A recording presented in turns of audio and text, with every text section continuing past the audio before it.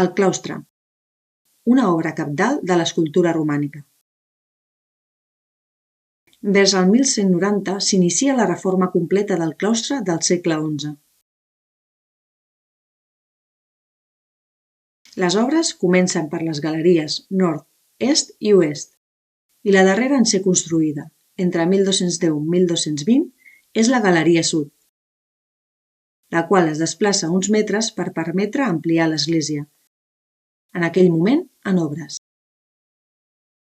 Les noves galeries es van cobrir amb voltes que van ser substituïdes al segle XVI, quan es va construir el claustre superior.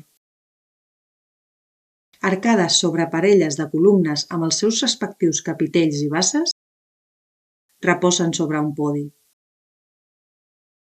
Cada una de les arcades recolza sobre un cimari que reparteix el pes entre les dues columnes.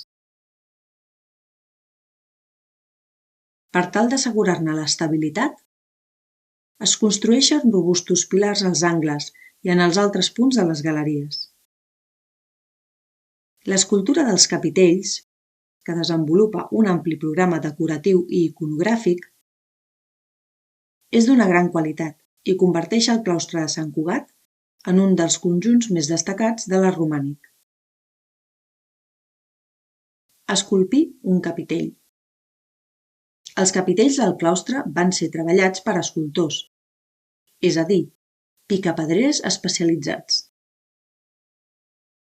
En l'obra s'hi utilitzen diferents tipus de pedra en funció dels elements.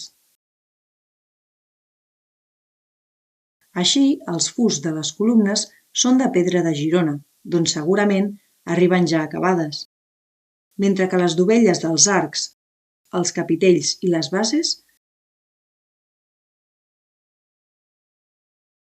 són de pedra de Montjuïc, més apta per a l'escultura. Les arcades, els pilars i podi són construïts amb pedra local.